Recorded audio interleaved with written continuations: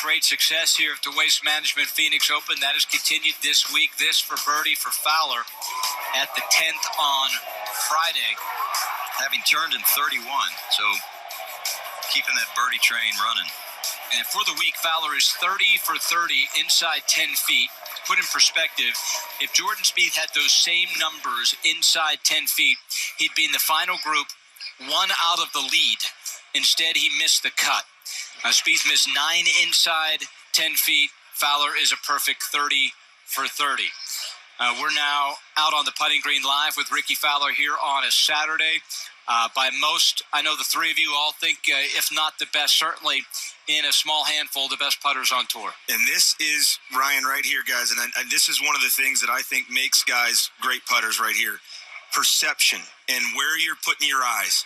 Where you put your eyes with the putter in setup is crucial. How you perceive the break, how you perceive the line. And the guys who can put their eyes in the same spot time and time again are going to be looking at the line the same way time and time again. My teacher taught me this from a young age, that you got to have your eyes.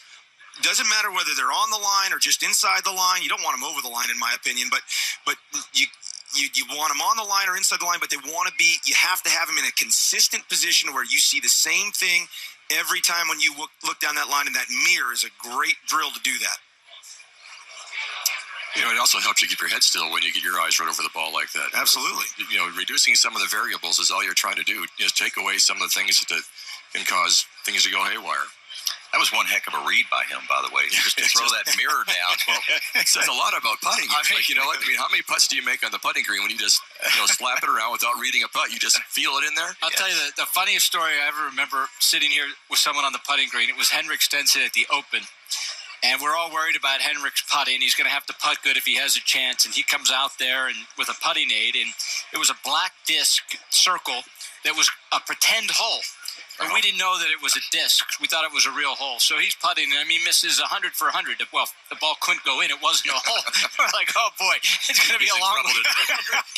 That's good. I was sitting on that show, as I recall. I'm like, oh, geez, he can't make one from 2 feet. That's funny. You know, so much about putting is expectation. I remember watching my son play, and the kid he was playing with, and he was about 12 or 13. You know, he makes a 15-footer on 1, a 10-footer on 2, 20-footer on 3, 8-footer on 4. Gets to the 6th hole. He's made 5 in a row. Hits this arcing 60-foot bomb that hits all of the hole and doesn't go in. He goes, I can't make anything. You know, he expected to make everything. I think great putters they expect to make a lot of putts. They do. And, you know, we will assign these skills to them. They may or may not have them. Invariably will say they've got great touch or a great ability to read putts. But when you hit it solid every single time, you get a true read every single putt. Huge. You know, you don't get surprises. And your speed's so good. That's right. You come out of the center of the blade every time, your speed's going to be fantastic. And that creates confidence. Absolutely. You know, even if you don't make the putt, you know, a well-hit putt makes you feel confident. That's right. 90% of putting is speed. Let's